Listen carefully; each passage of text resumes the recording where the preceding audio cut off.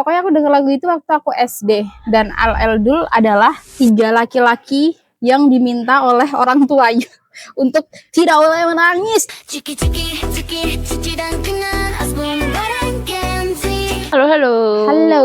Hai. Balik lagi nih kita nih di Aku Ci. Aku Ki di segmen Ciki-ciki Asbunya para Gen Z. Aku mau bahas salah satu, bukan. Salah satu Itu pembahasan ini dimulai sama yang penyanyi yang nikah kemarin, tau nggak lagunya? Oke, tahu. Nanti editor kasih musiknya jeng-jeng gitu ya. Lagunya The Lucky Luck itu loh, The Lucky Luck yang Superman, tahu nggak? Superman laki-laki. Tidak. Tahu nggak bisa. Sedikit doang nggak bisa. Oh yaudah, kita aja yang nyanyi. Kita yang nyanyi. Coba nyanyi dikit yang lah. Itu lagunya Awel Dulu. Yang mana? The Lucky Luck. Oh iya, yang kata ayah selalu air mata itu adalah tanda kelemahan. Nah, ya kan? Oke. Buat para laki-laki. Ya kan? Good job. Iya kan? Betul. Iya kan? Ya. Apa sih? Pokoknya gitulah. Harusnya Adi editornya. Katanya royalty. Udah, kita nggak apa-apa. Oke. Padahal itu bagus tahu. Itu lagu anak kecil. Itu kan ketika Al Eldul kecil kan. Iya ya, pas dia kan umurnya seumur aku. Iya, itu si Dul ya sih sebenarnya.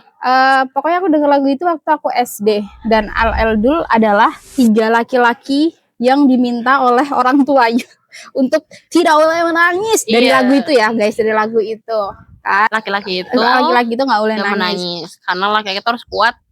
Kalau laki-laki itu kuat gak boleh menangis. Betul. Itu sih, dari situ sih sebenarnya. Apa tuh yang sebenarnya dari situ, Ci? Coba dong, berujung dulu tuh apa? Kenapa nih kita bahas ini nih? Kenapa tiba-tiba ada lagu ini sebenarnya ini adalah sebenarnya segmen yang di-request sama salah satu tim kita terkait dengan laki-laki tidak boleh bercerita atau tidak boleh menangis. Karena sebenarnya memang ini ya, itu sebuah fenomena kali ya di kalangan laki-laki yang akhirnya mereka memutuskan gak mau ngomong gitu. Banyak banget. Bukan gitu. Fenomena sih, karena ternyata kalau aku riset nggak semuanya tahu kalau laki-laki itu dilarang untuk menangis atau dilarang untuk bercerita sama sekali, selalu mendam. Tapi lebih ke arah ternyata itu adalah stereotip di lingkungan atau manusia-manusia terdahulu yang mengajarkan anak-anaknya yang kalau mau mapan atau mau kuat atau yang mau bertanggung jawab nantinya ke depannya untuk menggantikan seorang bapaknya, maksudnya bapaknya orang tuanya dia, itu harus tidak boleh nangis, apapun punya masalah itu dipendam atau udahlah. Apalagi anak pertama ya. Betul, anak pertama laki-laki. Pasti pundaknya kencang gitu. Betul. Soalnya itu bukan dari salah satunya kan kita di-request gara-gara tim ya. Tapi aku punya pengalaman sendiri. Jadi ada seseorang dia itu juga tiba-tiba ngomong lah, apaan laki-laki harus kuat. Dia ngomong kayak gitu. Terdengarlah oleh mamahnya. Lah mamanya langsungnya, siapa yang melarang kamu seperti itu gitu. Boleh aja ini ya. Iya, siapa yang larang kalau laki-laki itu nggak boleh nangis. Siapa yang larang laki-laki itu nggak boleh cerita aja. Mama aja sering kamu bilang ayo cerita dan lain-lain gitu. Nah mungkin dari situ kali ya kenapa. Tapi kan kalau taruh aku maaf ya kalau aku loncat kayak kutu gitu kan. Kalau di saat nih, jadi kita punya ada 2 perbandingan ya. Yang satu memang dari orang tuanya yang mengatakan kalau lu kuat, lu harus, kalau mau gantiin gua bla bla bla, lu harus gak boleh nangis, gak boleh bercerita dan lain gitu. Tapi di satu sisi, yang di satu sini orang tuanya tidak melarang hal itu. Tapi si anaknya itu yang akhirnya keceplosan yang ngomongnya kayak, lah laki-laki mah harus kuat. Ya kuatnya yang ngapain cerita-cerita atau ngapain nangis, ngapain lebay gitu. Kalau seseorang yang aku kenal bilangnya seperti kalau nangis laki-laki itu lebay, padahal nangis itu enak loh sebenarnya. Iya, bisa legain. Ya kan? Kamu pasti pernah nangis dong. Betul kan? Ada nih fotonya. Maaf. Bahaya sekali itu secret. Cuman sebenarnya itu kan kalau sekarang mungkin sebuah ini ya, karena beberapa temanku itu pernah mengalami hal itu karena tidak hanya di keluarga aja, karena kan sebenarnya itu terjadi dari didikan orang tua. Jadi ada beberapa keluarga atau beberapa didikan orang tua yang meminta untuk laki-laki itu bertumbuh lebih kuat bertumbuh lebih matang daripada perempuan, karena kan mereka kan akan menjadi garda terdepan. Oke, Karena oke, dia oke. merasa fisiknya laki-laki kan terbentuk kuat gitu loh. Bayangan kan laki-laki dan perempuan kan biasanya nih, ayo angkat-angkat, siapa yang angkat-angkat laki-laki, mas boleh dong dibantu, Iya, bener, gitu-gitu kan. Jadi kan pikirannya adalah laki-laki itu kuat untuk menghadapi semuanya gitu Oke, kan. Makanya betul sih. kenapa banyak keluarga yang akhirnya mendidik anaknya seperti itu untuk lebih kuat lagi, kayak gitu. Sedangkan perempuan itu lebih di bawahnya si laki-laki Laki-laki. ini gitu kan. Dan itu tidak hanya di keluarga aja, tetapi di media sosial sekarang itu tuh, di TikTok atau di Instagram itu tuh banyak yang akhirnya membahas terkait dengan, iya emang laki-laki tuh nggak boleh nangis loh, laki-laki itu harus kuat loh, kayak gitu-gitu. Di FYP ku tuh yang keluar tuh kayak gitu-gitu. I see.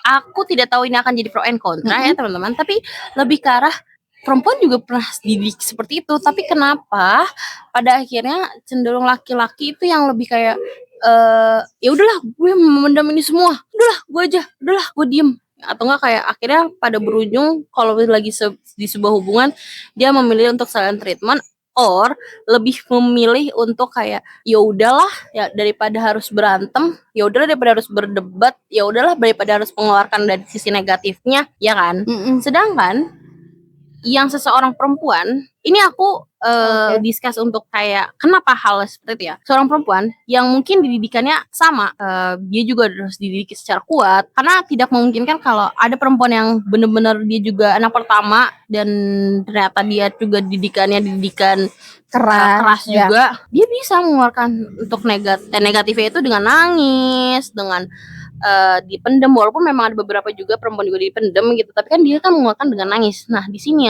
yang aku akan menyentil, laki-laki itu jarang sekali nangis ya. Apakah memang air matanya itu tidak ada? Tidak sepertinya.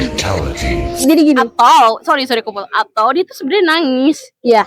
Cuman abis nangis, enggak, I'm good. Jadi beberapa klien atau beberapa temen yang cerita itu, dia tuh bilang gini, kalau seandainya aku harus ngomong di hari itu, ketika berantem nih, aku harus ngomong di hari itu, emosiku tuh tidak bisa ini aku kontrol. Oke. Nanti aku akan mengeluarkan kata-kata yang tidak baik, aku akan melakukan perilaku yang tidak baik, dan akhirnya aku akan menyakiti orang tersebut. Atau melakukan keputusan yang salah. Yes, karena pasti mereka harus berpikir terlebih dahulu. Mereka kan pakai logik. Laki-laki itu pakai logika dulu. Nah, kita tidak boleh memaksa hal itu untuk dikeluarkan sebenarnya. Makanya kenapa laki-laki itu memilih untuk bentar deh, aku keluar dulu. Sebenarnya keluarnya laki-laki itu bukan meninggalkan kita perempuan, tetapi keluarnya laki-laki itu untuk berproses terlebih dulu di otaknya. Aku harus apa ya? Keputusan apa yang harus aku lakukan ya? Makanya dia harus ngeluarin emosinya dulu di luar gitu. Karena kalau seandainya dia langsung ngomong, dia akan jer. Mulutnya tuh lebih pedes daripada mulutnya perempuan.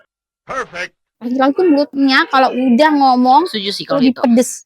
Makanya dia lebih banyak ngontrol. Makanya terkadang perempuan itu merasa bahwa laki-laki itu silent treatment, gak mau nyelesain masalah, padahal mungkin mereka masih berpikir loh, mungkin mereka masih mencari solusi yang tepat loh. Cuma si perempuan kan kadang gelisah ya, kayak ini kenapa pacar aku belum balas gitu kan, padahal laki-lakinya masih ngerokok lah, ngopi dulu lah, tapi gini, maksudnya gini loh, kenapa laki-laki itu tidak belajar dengan seiringnya berjalan dengan waktu ilmu pengetahuan atau kebebasan dia soal perasaan. Maksudku gini, memang ya laki-laki itu dia tuh lebih keras daripada perempuan kalau untuk di zaman baheula banget nih, baheula banget. Tapi kan ada di satu sisi kita tuh juga bisa nih mengekspresikan dengan cara apa. Aku punya teman, tapi dia tuh perempuan, dengan didikannya sangat keras juga dan lain-lain. Tapi karena dia belajar, dia ini udah sangat cukup tua ya. Iya, tua. Saya kayak udah berusia, maksudnya nggak seumuran kita gitu. Dia tuh didikannya sangat kuat dan lain-lain gitu. Tapi ya kalau untuk memahami perasaan atau apa, dia tuh mengetahui kayak Jadi akhirnya dia daripada harus memendam atau apa, dia mengeluarkan itu, walaupun nyatanya kalau kita lihat tuh memang jadi ke emosional, jadi kayak mau suka marah-marah orang atau apa gitu, tapi kan dia mengeluarkan perasaan itu. Tapi di satu sisi seorang laki-laki, ini juga kenalan aku juga, jadi kayak seorang laki-laki kayak dia tuh mungkin dulunya ya, di background dulunya itu dia tidak diajarkan cara bagaimana mengenalkan perasaannya dia, pengolah emosinya dia. Dia juga bingung sebenarnya harus mendistribusikan kemana seperti itu. Cuman kenapa pembelajarannya itu sangat berbeda? Aku tidak tahu ini apakah di sini ada emang jurnal yang bisa mengatakan cara penerapan seorang perempuan dan laki-laki itu kayak gimana. Aku tidak mengerti karena kenapa? Mereka tetap sama, Ci. Nah, aku nggak tahu ya. Cuman dalam seiringnya berjalannya waktu itu kan nggak mungkin ya kalau seandainya akhirnya dia tidak belajar terkait dengan pengolahan emosi tersebut. Betul. Mungkin ada pembelajaran yang dia hadapi atau ilmu-ilmu yang dia dapatkan untuk pengolahan emosi tersebut. Nah, sedangkan yang satunya ini itu tuh tidak ada background atau tidak ada, atau dia masih bingung cara ngelola emosi tersebut. Jadi makanya dia lebih milih mendem. Kalau ini mungkin ya wes lah gitu kan. Dia udah bisa mengelola, mungkin dari pengalaman-pengalaman yang dia terlebih dahulu, itu tuh dia bisa ngelola itu. Tapi kita tidak tahu ya teman-teman ya. Terlihat di depan kamera atau di depan orang dia, oke lah bisa lah ya untuk ngelola gitu. Kan kita nggak tahu ternyata di belakang dia amburadulnya kayak seperti apa kayak ya? mana gitu kan. Betul. Cuman mungkin aja dia sudah punya trik atau sudah punya teknik atau sudah punya pembelajaran terdahulu terkait hal tersebut. Jadi ada ilmu baru, ilmu-ilmu yang dia dapatkan untuk mengelola hal tersebut. Ada pembelajaran gitu loh. Bisa. Tapi apakah seorang laki-laki itu lebih ke arah susah menerima ajaran baru atau kayak penerapan baru atau tidak sih? Gimana ya, Pak? Gimana teman laki-laki di luar sana? This is my favorite one so far. Nice job, team. Kayaknya sih aku langsung tanya POV laki-laki ya, tapi karena iya ya harusnya ada satu laki-laki di sini untuk هاكر هاكر يا جماعة لو انتبهتوا لحركاته هاكر. Apa kita ajak aja kali ya nanti ya next ininya gitu kayak pembahasan. Iya bener seru sih. Kalau ini pandangan perempuan doang. Karena perempuan. Karena gini, aku tuh diajari untuk di keluarga itu tuh tidak selalu memakai perasaan. Aku diajari selalu pakai. Bentar ya, lihat, dengar teman-teman, dengarkan. Ayo. Aku selalu diajarkan dengan pakai sudut pandang logika. Apapun itu dengan logika. Pada akhirnya, karena banyak yang sudah aku pelajarkan dan lain-lain, cara pengelolaan emosional dan lain-lain itu selalu dapat dan selalu kuterima dengan pandangan logika yang berbeda. Kayak misalkan contoh, kita yang perempuan mungkin bisa mengakibatkan kayak aku menerima amat sangat baik kalau misalkan ada ajaran atau ada yang baru nih kayak ini bisa loh untuk mengelola dan hal ini. Tapi kenapa laki-laki itu jarang sekali menerima ajaran yang baru? Menurut kamu itu kayak bagaimana? Gini guys, kita general dulu ya. Jangan laki-laki dan perempuan. Jangan laki-laki dan perempuan. Yes. Dengarkan kata-kata kamu tadi. Aku tahu background keluargamu kayak gimana kan. Itu cukup dididik, cukup agak harus strong gitu kan. Iya harus strong gitu. Tetapi ingat, ini biasanya fenomena biasanya perempuan itu menggunakan perasaan dan laki-laki menggunakan logika. Pasti laki-laki akan berpandangan loh kayak kita yang ngomongin terkait dengan perempuan pakai perasaan mulu nggak pernah pakai logika. Tapi nyatanya perempuan bisa pakai logika, iya kan? Karena tadi kamu bilang aku diajarkan untuk berlogika, diajarkan. Jadi ada sebuah pembelajaran yang aku bilang tadi. Ada sebuah pembelajaran itu yang sebenarnya itu kalau seandainya sadar tidak sadar itu ada sebuah pembelajaran dari orang tua yang kayak otodidak ngasih tahu gitu loh. Kamu harus kayak gini, kamu harus kayak gini, kamu harus kayak gini, kamu harus kayak gini. Bisa. Bener juga sih. Itu kan orang tua kan spontan ya ngomongnya. Yeah. Kamu harus kayak gini, kamu harus gini, kamu harus kayak gini gitu kan. Jadi ternyata itu adalah sebuah pembelajaran. Kayak bawa alam sadar sendiri. Betul. Bisa saja rekanmu yang perempuan tadi yang kamu bilang bisa mengelola emosinya, itu juga ada pembelajaran hal tersebut. Tapi nggak tahu ya, kita nggak tahu kan, mungkin ada sadar tidak sadar loh itu masuk anak kecil ketika dimasukin orang tuanya sebuah stimulus itu sadar tidak sadar. Misal nih jalan, dia jatuhin sesuatu hal atau sampah dibuang, dek buang dong, dek buang dong, dek buang ke sampah dong, dek buang ke sampah dong, itu kan terus-terusan masuk. akhirnya dia belajar bahwasanya sampah itu dibuang ke tong sampah. Oh, oke. Itu sebuah pembelajaran, walaupun itu tuh orang tua tidak bilang, "Adek, ini sampah loh, harus Tapi apakah dibuang," itu gitu. memang harus dari orang tuanya? Apakah tidak bisa dari lingkungannya? Bisa saja dari lingkungan. Oh, Masuk, ada stimulus yang masuk, itu kan stimulus yang masuk dalam otak. Otomatis dia berpikir bahwasanya memang, oh, itu adalah cara mengelola emosi yang baik seperti itu. oke. Kalau dipikir-pikir Gitu. kayaknya memang aku setuju sih, kayak perempuan mungkin lingkungannya lebih banyak yang lebih positif ya. Maksudku kayak bukan positif. Aduh, gini. Maksudku kayak perempuan itu mungkin kenapa jadinya banyak bisa nerima karena positif lingkungannya itu mendorong dia untuk kayak yaudahlah ayo. Ayo. Tapi tidak mungkin kan, kayak laki-laki tuh kayak bukan positifnya tuh kayak bukan yang lo harus belajar ini, enggak, tapi lebih ke arah kayak ya elah lo gitu doang maksudnya, ya nggak sih? Nah ini nih aku tuh takutnya kalau kita berdua doang kita Harusnya pandangan perempuan ada sebenarnya. pandangan. Salahnya kita ngebahas ini memang hanya sudut pandang perempuan. Laki-laki tuh kalau sekedar cerita cuman sekedar kayak gini doang.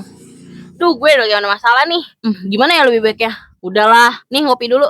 Ya, itu. Udahlah, ngusut dulu nih. Nah, itu adalah salah satu cara mereka untuk merasakan emosi negatif. Tapi kan kalau kita nih gini, lo kenapa? Ci, kok bisa gitu Nah. Ci?